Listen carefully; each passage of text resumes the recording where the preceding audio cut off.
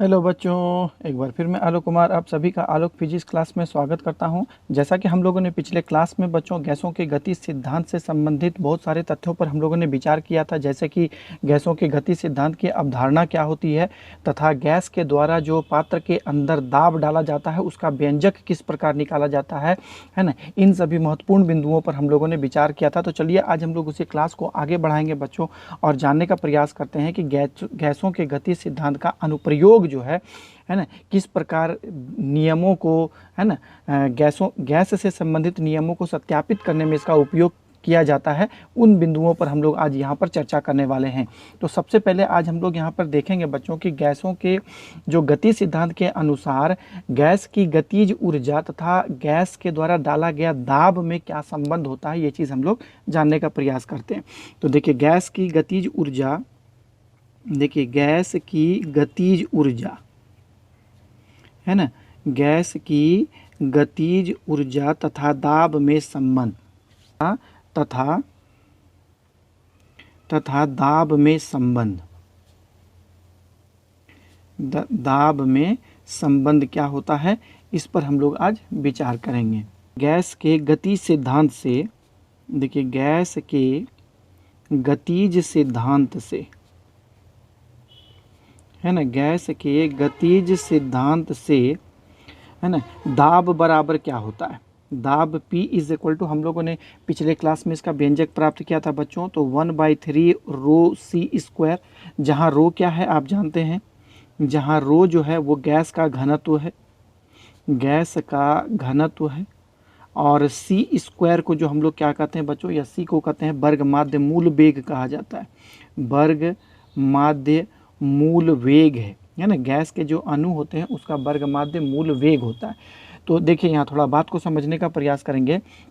देखिए तो P is equal to, यहाँ पर हम लोग क्या लिख सकते हैं, ऊपर नीचे यदि हम लोग 2 से, है ना, गुना और भाग कर दें, और यहाँ पर समीकरण क्या आ जाएगा 1/3 रो सी स्क्वायर। इसी को यदि हम लोग अरेंज करेंगे बच्चों तो समीकरण हमको कुछ इस प्रकार प्राप्त होगा, 2/3, है ना, 3 को इधर ले आएंगे और 2 को इधर करेंगे, 1/3 और रो यहाँ पर हो गया सी स्क्वायर।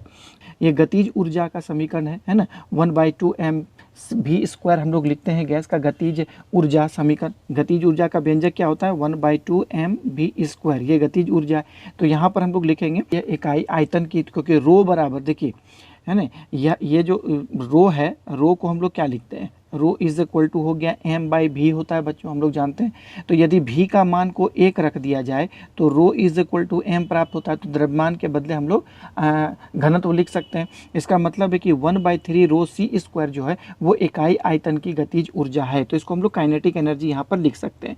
तो p इज इक्वल टू यहाँ पर हमको क्या मिलेगा 2/3, और इसको लिख दिए काइनेटिक एनर्जी। जहाँ ये क्या है, हम यहाँ पर भी मेंशन कर देते हैं कि 1/2 रो सी स्क्वायर ये क्या है, इकाई आयतन की या एकांक आयतन का, देखिए गैस के एकांक आयतन का गतिज ऊर्जा है ना, एकांक आयतन का गतिज ऊर्जा है। क्योंकि यहाँ पे सिर्फ रो लिखा हुआ है, क्योंकि एम भी को हम लोग एकांक रख देंगे तो रो बराबर एम प्राप्त होता है ना, इसलिए इसको कहा जाता है एकांक आयतन की गतिज ऊर्जा। अब काइनेटिक एनर्जी को हम लोग इधर कर देंगे, तो काइनेटिक एनर्जी को जब इधर करेंगे तो ये व्यंजक हमको प्राप्त हो जाएगा 2/3 और यहाँ पर दाब। तो ये संबंध हम लोगों को है। इसका मतलब है कि गैस की गतिज ऊर्जा गैस के द्वारा डाला गया दाब का 2/3 गुना होता है ना। ये बात समझ पा रहे होंगे। तो देखिए गैस की, यहाँ पे लिख देता हूँ कि गैस की गतिज ऊर्जा, देखिए गैस की गतिज ऊर्जा गैस के द्वारा, है ना, गैस की गतिज ऊर्जा गैस के द्वारा डाला गया दाब, है ना, गैस के द्वारा डाला गया दाब का 2/3 गुना होता है, 2/3 गुना होता है। यही संबंध है ना, गैस के द्वारा डाला गया दाब और गतिज ऊर्जा के बीच में संबंध, है ना। अब दूसरा जो अनुप्रयोग है बच्चों उसको हम लोग कहते हैं, है ना, बात समझिएगा यहाँ पर, कि हम लोग जानते हैं कि किसी भी गैस की जो काइनेटिक एनर्जी होती है, गतिज ऊर्जा होती है, उसको ताप देने पर वो बढ़ जाती है ना, ताप देने पर बढ़ जाती है। तो आज हम लोग गैसों के गति सिद्धांत के द्वारा हम लोग ये बात साबित करेंगे कि गैस की गतिज ऊर्जा है ना गैस के परम ताप के समानुपाती होती है। ये बात हम लोग यहाँ पर साबित करना चाहते हैं। देखिए क्या साबित करना चाहते हैं कि गैस की गतिज ऊर्जा, देखिए गैस की गतिज ऊर्जा है ना, गैस की गतिज ऊर्जा परम ताप के समानुपाती होता है। हमारा केल्विन में हम लोग टेम्परेचर को लिए हैं, इसलिए परम ताप यहाँ पर लिख रहे हैं। देखिए परम ताप के समानुपाती होती है, परम ताप के समानुपाती होती है ना। इस बात को हम लोग यहाँ पर साबित करेंगे किसके सिद्धांत से, गैसों के है ना गत्यात्मक सिद्धांत या गैसों के गति सिद्धांत से हम लोग साबित करेंगे इस बात को। तो देखिए गैस के गति सिद्धांत से, देखिए गैस के गतिज सिद्धांत से, तो ध्यान दीजिएगा कि गैस के गति सिद्धांत हम लोगों को क्या कहता है बच्चों कि P इज इक्वल टू 1/3 रो, और यहाँ पर हो गया c²। मैंने बता दिया है रो गैस का घनत्व है और c² को हम लोग वर्गमाध्य मूल वेग भी हम लोग कहते हैं। अब यहाँ पर देखिए मान लेते हैं कि माना गैस के, देखिए गैस के भी आयतन, माना गैस के भी आयतन का द्रव्यमान, गैस के भी आयतन का द्रव्यमान, द्रव्यमान कितना है, कैपिटल M है, कैपिटल M है, तथा गैस के एक अणु, गैस के एक अणु है ना, गैस के एक अणु का द्रव्यमान, गैस के एक अणु का द्रव्यमान M है ना, M है। तो हम लोग ऊपर वाले समीकरण को क्या लिख सकते हैं, तो 1/3 रो को हम लोग यहाँ पे लिख दिए M/V और यहाँ पर हो गया c²। यदि है ना जो गैस लिए हैं वो 1 मोल है, माना देखिए पुनः माना कि माना लिया गया गैस, माना लिया गया गैस 1 मोल है ना, माना लिया गया गैस 1 मोल है ना, तो अणुओं की संख्या कितनी हो जाएगी, अवोगाद्रो संख्या के बराबर होगी। तो देखिए अणु की संख्या है ना अवोगाद्रो संख्या के बराबर होता है, कौन संख्या के बराबर होता है, अवोगाद्रो संख्या, अवोगाद्रो संख्या के बराबर होगा है ना। इसके विषय में हम लोग बाद में जानकारी प्राप्त करेंगे। आप लोग जानते होंगे एवोगाड्रो नंबर क्या होता है बच्चों, है ना, एवोगाड्रो संख्या के बराबर होता है ना। इसका एवोगाड्रो नंबर वैल्यू आप लोग जानते होंगे कि n का वैल्यू कितना होता है। यदि एवोगाड्रो संख्या n मानते हैं है ना, तो उसका वैल्यू कितना होता है 6.023 गुना 10⁻23 अणु है ना। 1 मोल में अणुओं की संख्या इतनी होती है, 1 मोल में अणुओं की संख्या इतनी होती है, इसलिए इसको हम लोग अवोगाड्रो संख्या भी कहा जाता है। तो हम लोग मान लिया कि गैस 1 मोल है तो अणु की संख्या अवोगाड्रो संख्या के बराबर होता है, अर्थात n होता है, कितना होता है, अर्थात n। तो n बराबर कितना होता है 6.023 गुना 10⁻23 होता है।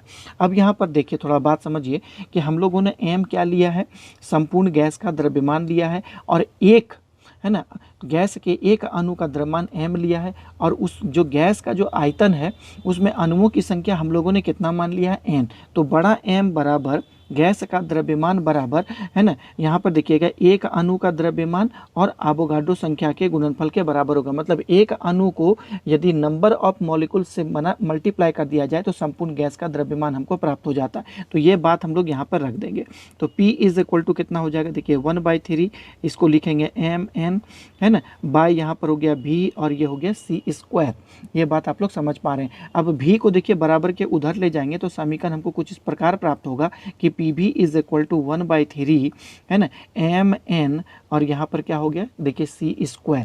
इसको समीकरण नंबर हम लोग 1 मानेंगे। देखिए गैस के आदर्श गैस के समीकरण से हम लोग जानते हैं, अवस्था समीकरण से, देखिए आदर्श गैस के है ना, आदर्श गैस के अवस्था समीकरण से है ना, आदर्श गैस के अवस्था समीकरण से है ना, आइडियल गैस इक्वेशन भी हम लोग इसको कहते हैं। इसका बारे में हम लोग बाद में जानकारी प्राप्त करेंगे, जिसका समीकरण क्या होता है बच्चों, PV इज इक्वल टू है ना, PV is equal to RT, क्योंकि यहाँ पर इसका जनरल समीकरण क्या होता है, PV is equal to nRT होता है ना। चूंकि n जो है मोल की संख्या है इसलिए n का मान हम लोग 1 लिए हैं, तो PV इज इक्वल टू क्या हो गया है RT इक्वेशन प्राप्त हुआ है।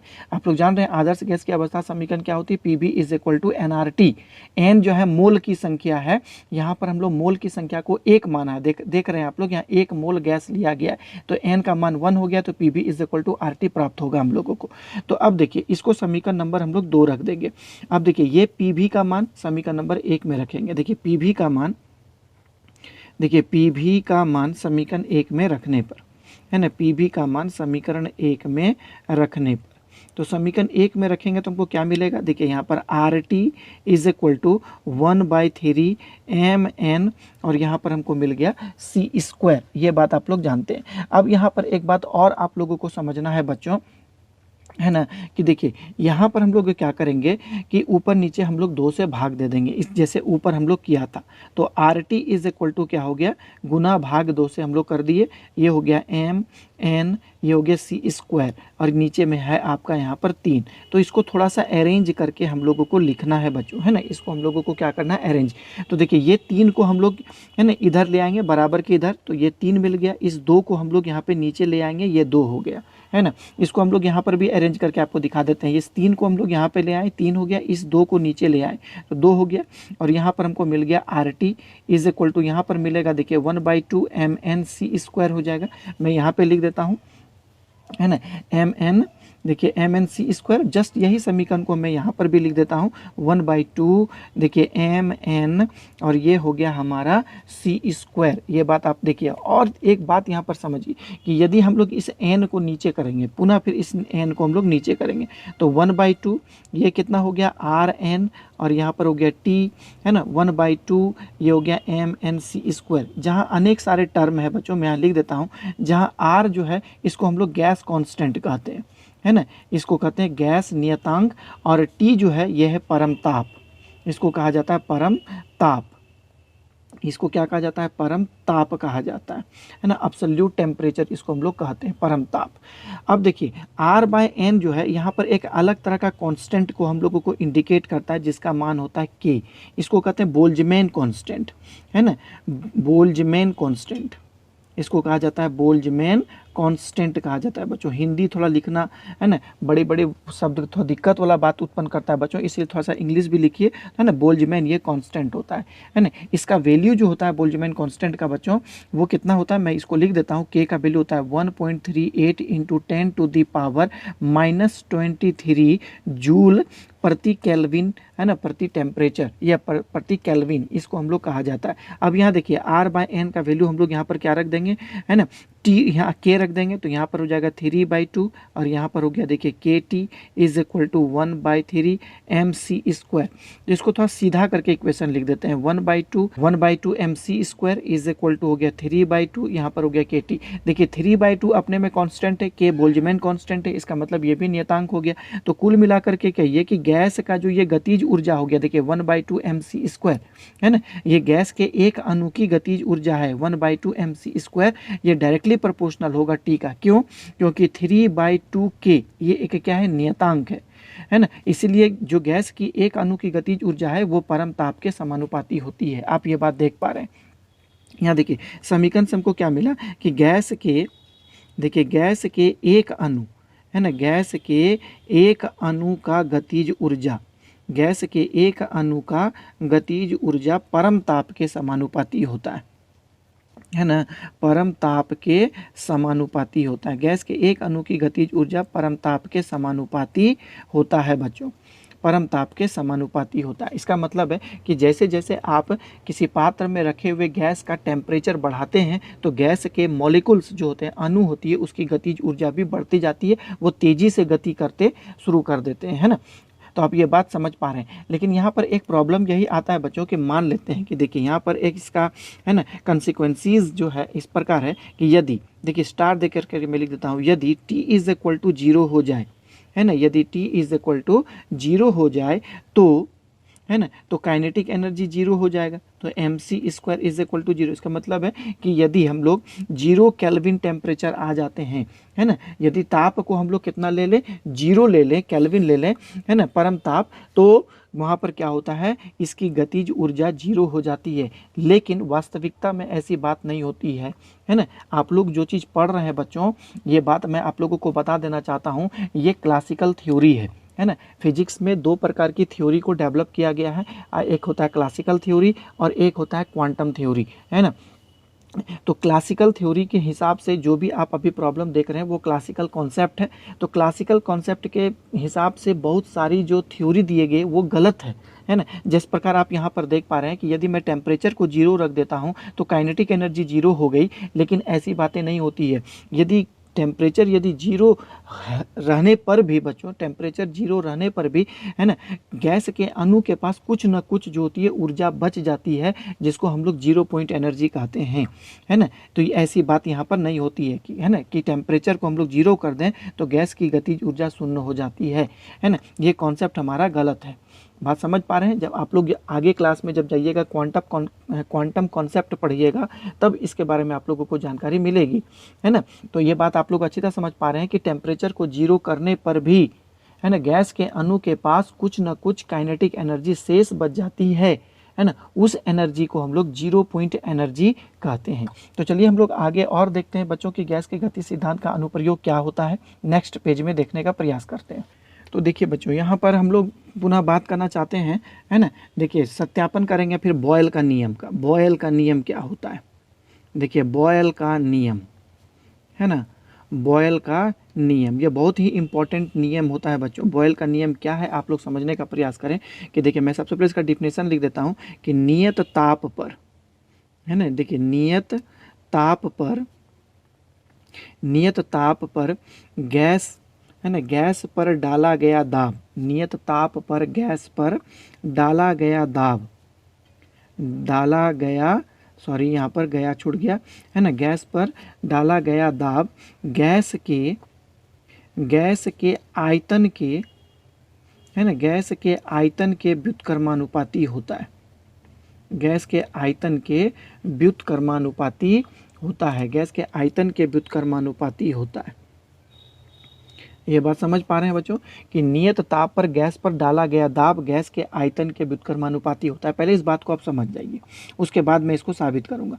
मान लेता हूं कि एक पिस्टन पर बच्चों, मैंने यहाँ पर एक पिस्टन लिया है ना, इस प्रकार इसमें एक क्या लगा दिया, हैंडल लगा दिया, जो कि आगे पीछे करने के लिए स्वतंत्र है। अब हम लोग क्या करेंगे कि पिस्टन के अंदर जो है गैस का कुछ मॉलिक्यूल्स ले लेते हैं या गैस इसमें हम लोग भर देते हैं।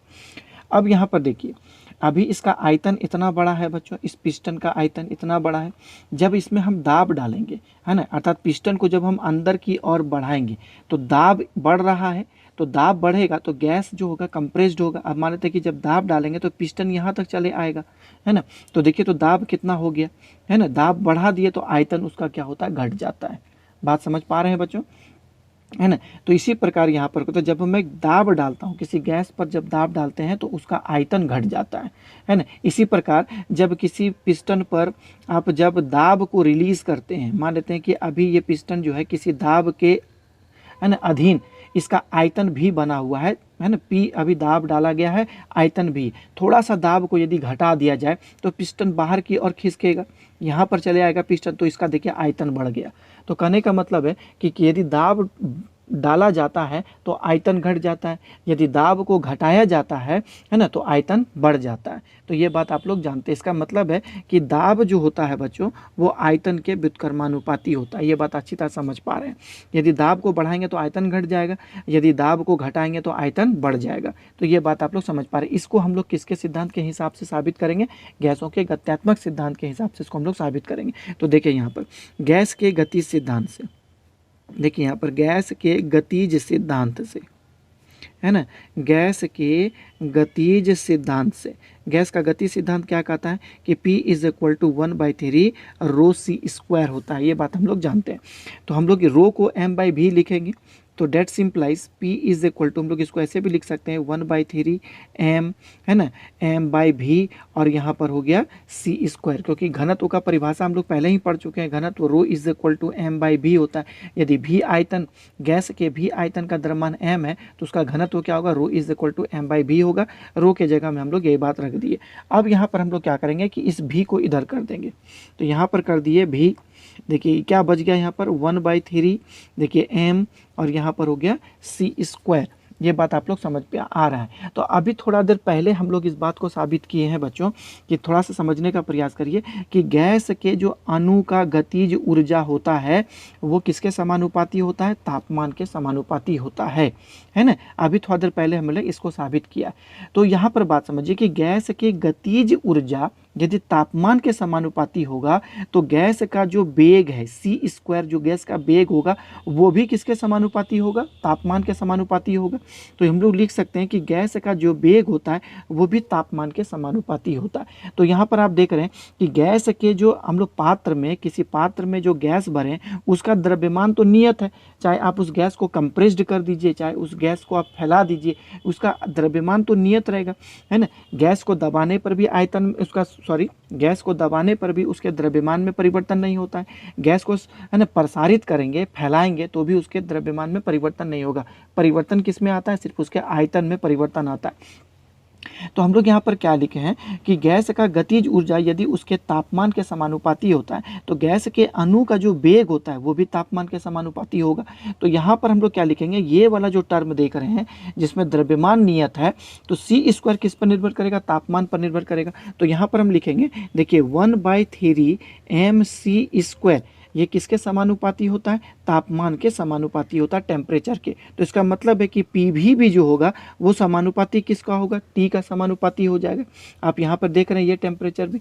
लेकिन देखिए बॉयल का नियम बतलाता है कि नियत ताप पर, मतलब टेम्परेचर इसका कांस्टेंट है, यदि तापमान कांस्टेंट हो, यहाँ पे लिख देंगे कि यदि T is equal to constant हो, नियत हो, तो P भी इज इक्वल टू भी कॉन्स्टेंट हो जाएगा, क्योंकि तापमान यदि कॉन्स्टेंट हो गया तो P भी इज इक्वल टू कॉन्स्टेंट हो गया। तो यदि कॉन्स्टेंट हो गया तो इस समीकरण को हम लोग इस प्रकार लिख सकते हैं, है ना, P is inversely proportional to 1/v हो जाएगा। ये बॉयल्स का नियम है, देख पा रहे हैं, है ना। इसका मतलब है कि यदि हम लोग दाब बढ़ाएंगे तो आयतन घट जाएगा। तो आप लोग जो है इसको ग्राफ के रूप में भी आप लोग ऐसे करके देख सकते हैं, है ना। इसको x अक्ष मान लेंगे, इसको हम लोग y अक्ष मान लेंगे, x अक्ष में p लेंगे और y अक्ष में हम लोग v लेंगे। तो इसका ग्राफ जो होता है कुछ वक्र के आकार का इस प्रकार आता है इसका ग्राफ, है ना बच्चों। अब यहाँ पर बात समझिए कि कैसे होता है। देखिए यहाँ पर देखिए आयतन, देखिए यहाँ पर कितना ज़्यादा है ना, आयतन अक्ष है, ये आयतन अक्ष है, तो मूल बिंदु से आयतन की ऊंचाई बहुत ज़्यादा है। लेकिन इसी को यदि हम लोग दाब लेंगे तो देखिए दाब कितना कम है, मतलब कम दाब पर आयतन ज़्यादा होता है। लेकिन जैसे जैसे हम लोग दाब को बढ़ाएंगे, दाब बढ़ाने का मतलब है कि इस अक्ष में इधर की ओर जाना, तो दाब बढ़ाएंगे तो यहाँ पर देखिए आयतन घटता जाता है। यहाँ पर देखिए इस बिंदु पर यदि कंसीडर करते हैं तो यहाँ पर देखिए दाब ज़्यादा है, यहाँ पर यदि दाब ज़्यादा है, देखिए आयतन मेरा कम हो गया इसकी तुलना में। यहाँ पर क्या था बच्चों, आयतन ज़्यादा था लेकिन दाब देखिए कम है। लेकिन इस बिंदु पर क्या है, देखिए दाब ज़्यादा है लेकिन देखिए आयतन इसकी तुलना में घट गया। तो कहने का मतलब है कि दाब को हम लोग यदि बढ़ाते जाते हैं तो आयतन क्या होता है, घटता जाता है। इसी के बाद जो नियम आता है बच्चों उसको हम लोग चार्ल्स का नियम कहते हैं। देखिए चार्ल्स का नियम क्या होता है उसके बारे में आप लोग समझने का प्रयास करिए। देखिए चार्ल्स का नियम, है ना, देखिए चार्ल्स का नियम ये भी बहुत इंपॉर्टेंट नियम है बच्चों, चार्ल्स का नियम, है ना। इसका डेफिनेशन मैं सबसे पहले लिख देता हूँ, उसके बाद साबित करूँगा बच्चों। देखिए इस नियम के अनुसार, देखिए इस नियम के अनुसार, है ना, देखिए इस नियम के अनुसार गैस का आयतन, है ना, गैस का आयतन, इस नियम के अनुसार गैस का आयतन, है ना, गैस को दिया गया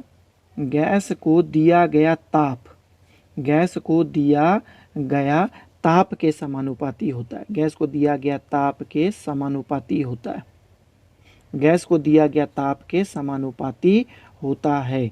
ये बात समझ पा रहे हैं, तो इसको पहले समझ जाइए उसके बाद मैं लिखूंगा। मान लेते हैं कि किसी पिस्टन में बच्चों क्या भरा हुआ है, गैस भरा हुआ है ना, इसमें गैस भरे हुए हैं। अब इस पिस्टन को हम लोग क्या करते हैं, गर्म करते हैं। तो जब गैस को गर्म करेंगे तो गैस भी अंदर में, है ना, अंदर जो पिस्टन के अंदर रखा हुआ गैस जो है वो भी गर्म होगा। गैस जब गर्म होगा तो ये क्या होता है, धीरे धीरे प्रसार होगा, है ना, पिस्टन बाहर, क्योंकि ये पिस्टन आगे पीछे करने के लिए स्वतंत्र है। तो जैसे ही गैस गर्म होगा तो गैस क्या करेगा, इस पिस्टन की सतह पर दाब डालेगा और पिस्टन बाहर की ओर खिसकेगा।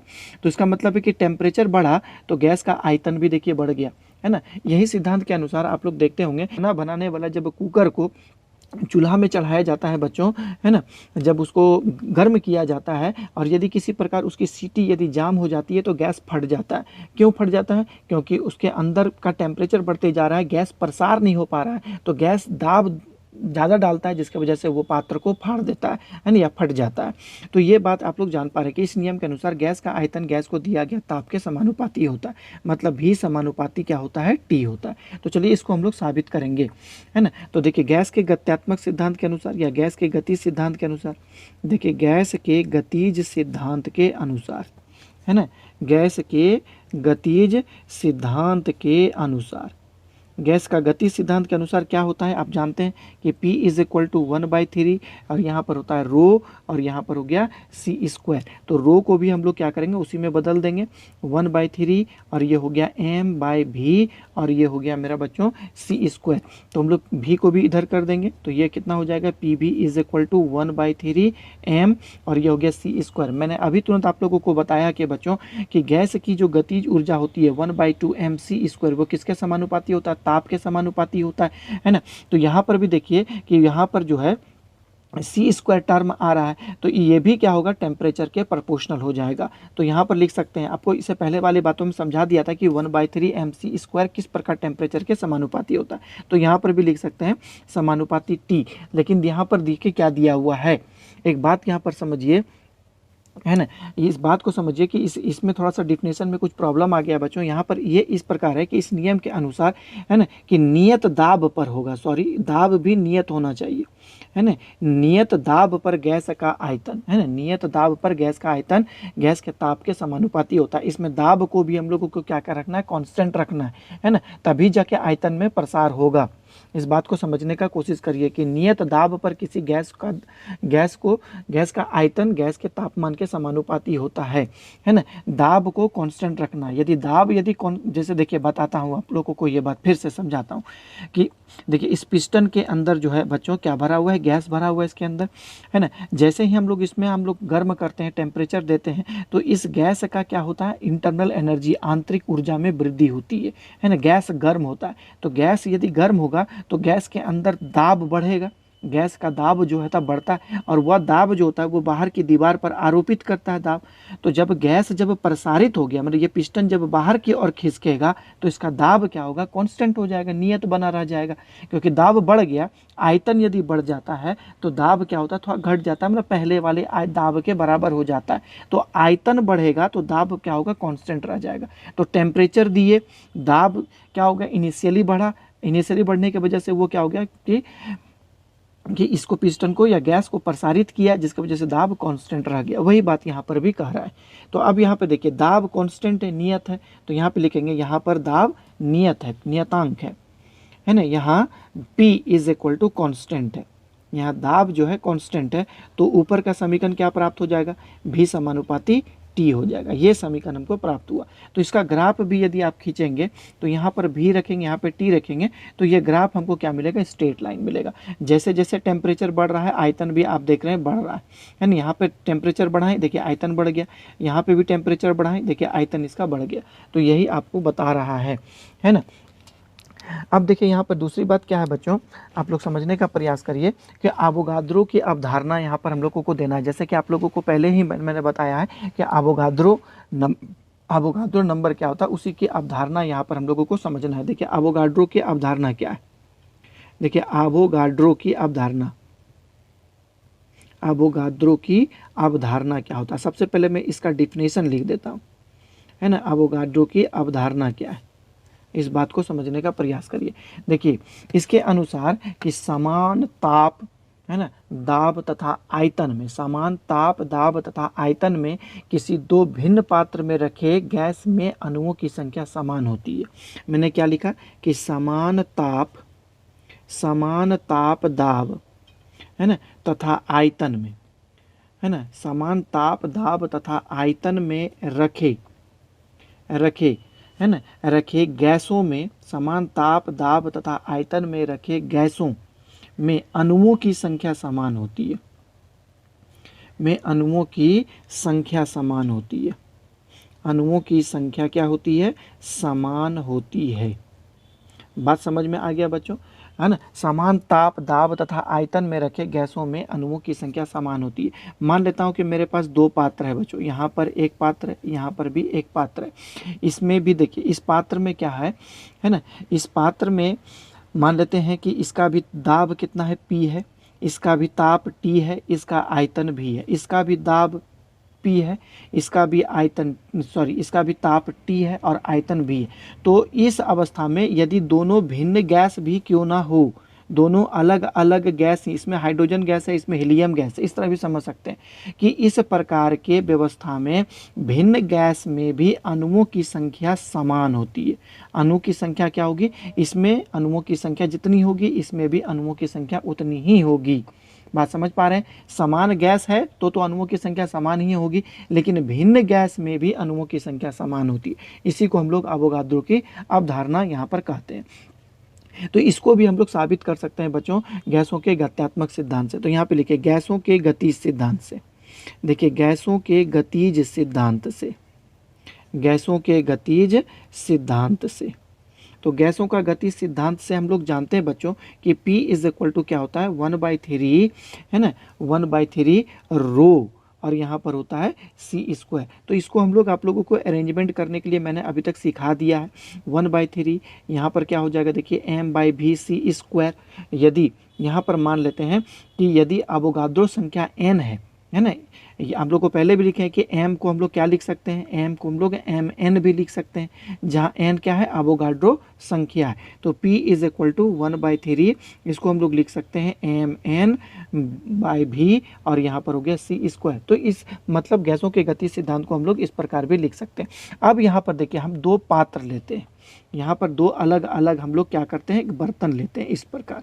एक बर्तन का नाम हम लोग, दो बर्तन लेते हैं इस प्रकार, एक बर्तन यहाँ पर है, एक बर्तन यहाँ पर है। इस बर्तन का नाम A है और इस बर्तन का नाम B है। समझे, इस बर्तन का नाम A है और इस बर्तन का नाम B है। अब यहाँ पर थोड़ा सा बात समझने का प्रयास करिए कि पहले बर्तन में जो गैस रखा गया है, इस बर्तन में जो गैस रखा गया है बच्चों, उसका दाब जो है ना, उसका दाब कितना है, उसका दाब मान लेते हैं कि P1 है। इस बर्तन में जो रखा गया है उसका दाब कितना है, P2 है।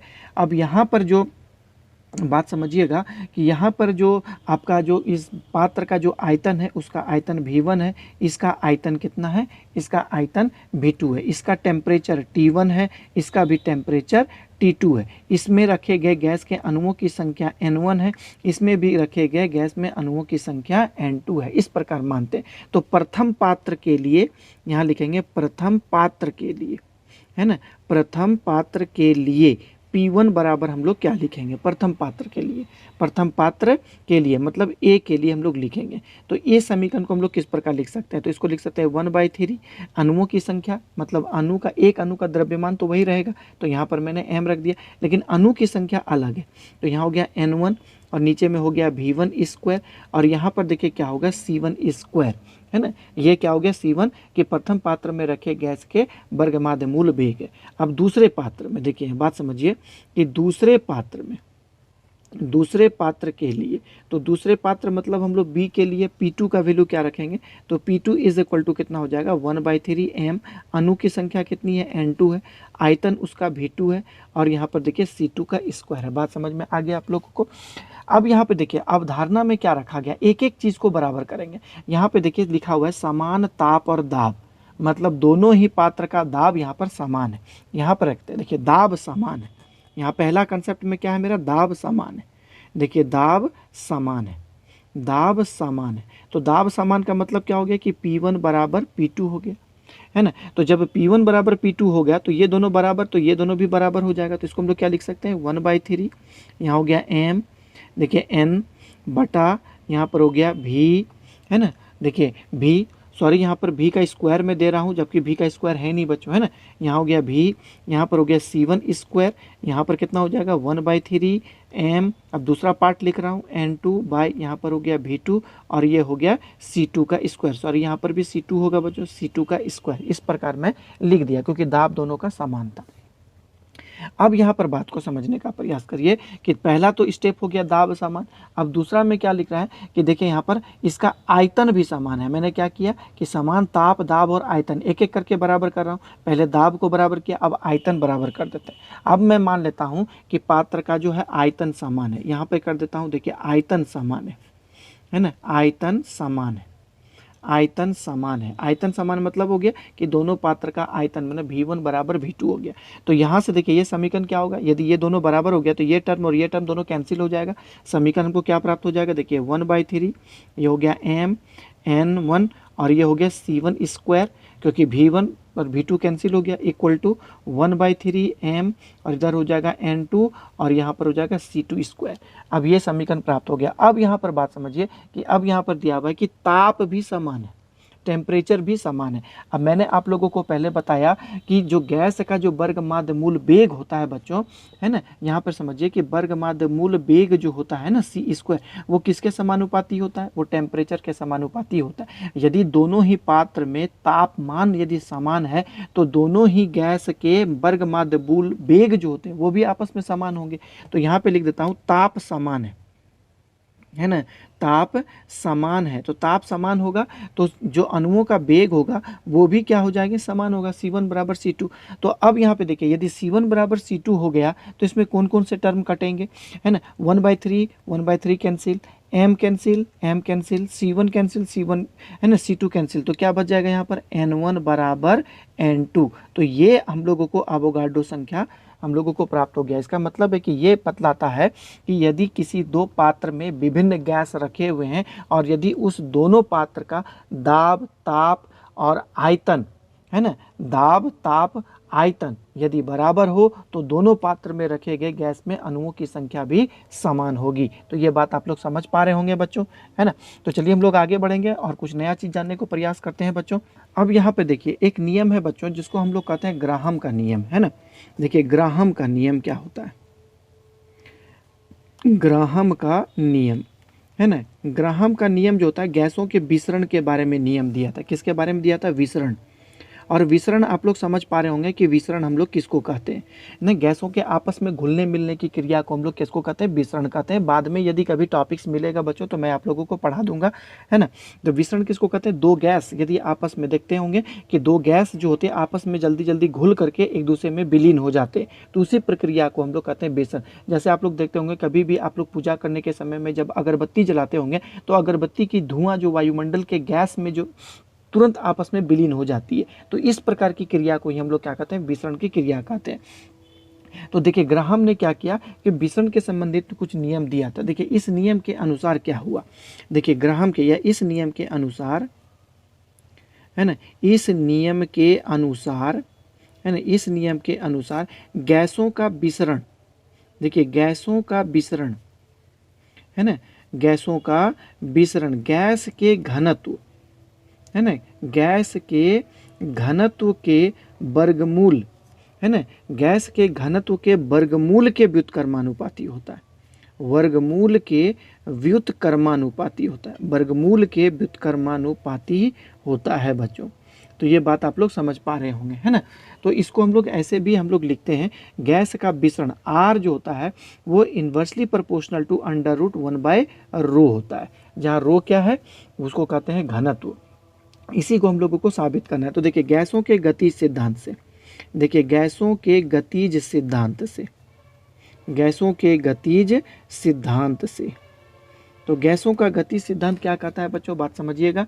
गैसों के गतिज सिद्धांत कहता है कि P = 1/3 ρc², ये चीज़ हम लोगों को कहता है। तो हम लोगों को यहाँ पर जनरली जो है C² का वैल्यू कैलकुलेट करना है। तो C² = क्या हो जाएगा, देखिए 3 को उधर ले जाएंगे तो 3p और नीचे में आ जाएगा रो। तो C = क्या होगा, √, यहाँ पर हो गया 3p और नीचे में हो गया बाय रो। अब यहाँ पर बात समझिएगा बच्चों कि गैस जो होते हैं, है ना, गैस जो होते हैं किसी भी पात्र के अंदर यदि आप गैस रहेंगे तो उस गैस का प्रेशर जो होती है ऑलवेज कांस्टेंट होती है ना। देखिए लिया गया गैस, जो भी हम लोग गैस लेंगे, जैसे वायुमंडल में आप लोग जान रहे हैं तो इसका दाब जो होता है कांस्टेंट हो, तो हम लोग क्या लेंगे कि गैस का दाब नियत होता है। यदि लिया गया गैस का दाब क्या हो, कांस्टेंट हो, नियत हो, दाब क्या हो, नियत हो, नियत हो, तो इसका मतलब है कि P इज इक्वल टू मेरा क्या आ गया, कांस्टेंट आ गया। तो यदि ऊपर वाला टर्म क्या हो गया, नियतांक हो गया, तो C जो हो गया इक्वल टू क्या हो जाएगा, देखिए 1 बाय या प्रोपोर्शनल, ऊपर वाला कांस्टेंट हो गया तो बराबर को हटा करके प्रोपोर्शनल का साइन देंगे, क्या हो जाएगा, अंडर रूट 1 बाय रो हो जाएगा। अब देखिए C को हम लोग ही, इसको तो क्या कहते हैं, वर्ग माध्य मूल वेग कहते हैं बच्चों, तो इसी को हम लोग दूसरे शब्द में व्यक्त कर दिए जिसको हम लोग आर कहते हैं। तो आर इज इक्वल टू क्या हो गया, रूट अंडर 1 बाय रो, इसी को हम लोग ग्राहम का नियम कहते हैं। अब यहाँ पर थोड़ा सा बात देखिएगा, और एक सिद्धांत है जिसको हम लोग क्या कहते हैं, है ना, देखिए रेनॉल्ड्स या फिर गैलुसेक का नियम कहते हैं।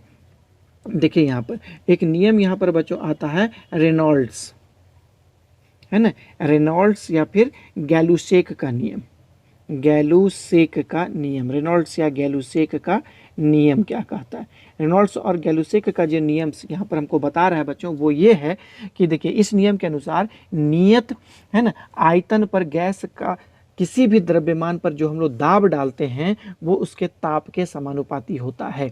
हम लोग क्या लिखें, देखिए इस नियम के अनुसार, देखिए इस नियम के अनुसार, है ना, इस नियम के अनुसार नियत आयतन पर, है ना, इस नियम के अनुसार नियत आयतन पर गैस पर डाला गया दाब, है ना, गैस पर डाला गया दाब, इस नियम के अनुसार नियत आयतन पर गैस पर डाला गया दाब, है ना, गैस के परम ताप, गैस के परम ताप के समानुपाती होता है, गैस के परम ताप के समानुपाती होता है, परम ताप के समानुपाती होता है। इसका मतलब हो गया डाला गया दाब P प्रोपोर्शनल टू T, कब, जब ताप, जब आयतन, है ना, जब आयतन नियत हो, है ना, जब V इज इक्वल टू क्या हो, नियत हो, जब भी नियत होता है। तो इसको भी हम लोग जो है बच्चों साबित आसानी से कर सकते हैं।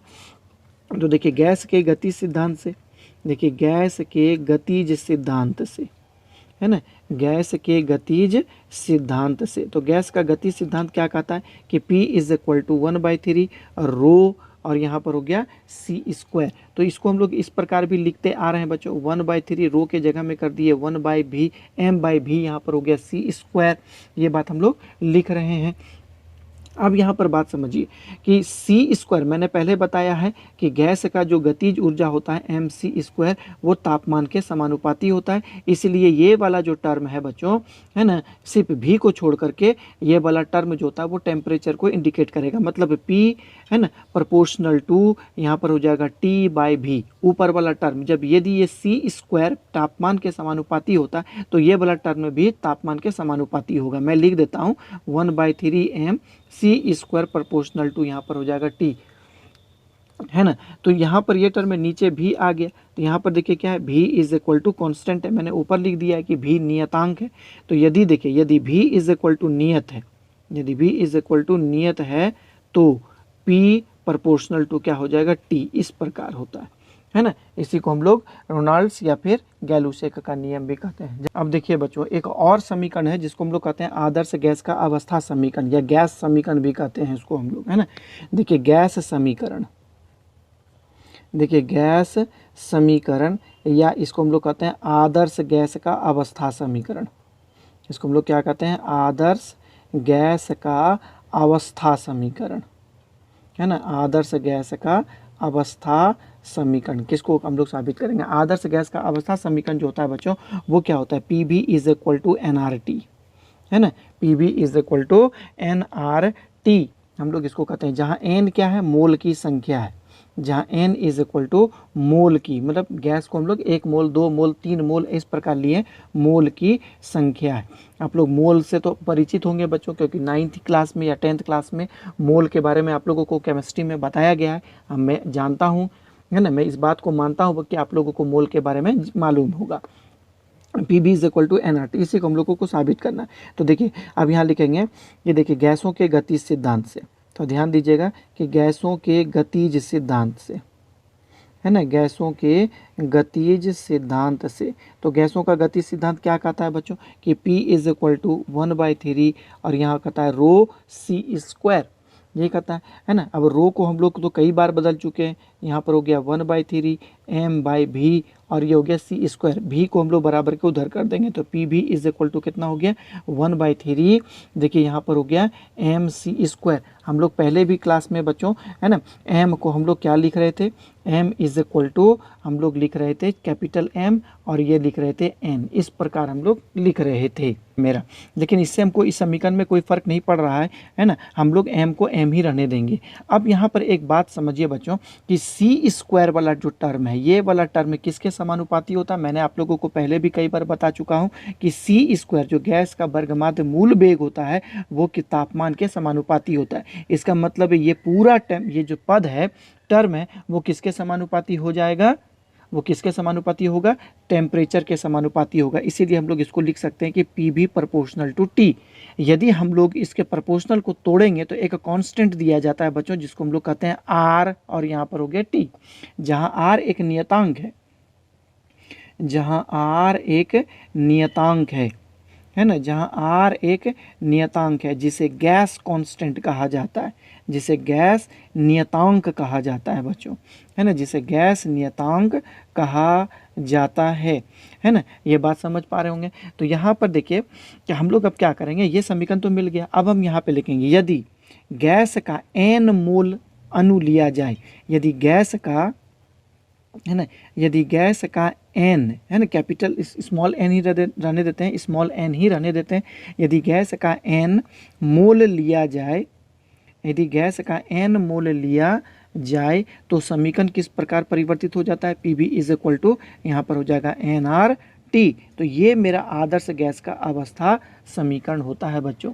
तो आज मैंने आप लोगों को बच्चों है ना काइनेटिक थ्योरी ऑफ गैस, गैसों के गति सिद्धांत से जितनी भी नियमें उत्पन्न होती है ना, या फिर जितने भी नियमों को दिखाया जाता है, सत्यापित किया जा सकता है, मैंने वो सारा का सारा नियम आप लोगों को मैंने बता दिया बच्चों, है ना।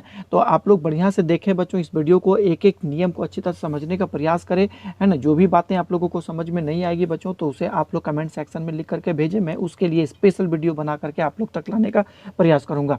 तो ठीक है बच्चों, आप लोग है ना पूर्व दिनों की बातें आप लोग हमेशा हंसते रहे, खेलते रहे, मुस्कुराते रहे बच्चों, और इसी प्रकार हमारे वीडियो को भी आप लोग देखें, है ना। आज आप लोगों ने जो वीडियो देखा बच्चों इसके लिए बहुत बहुत धन्यवाद। Lots of thanks. जय हिंद।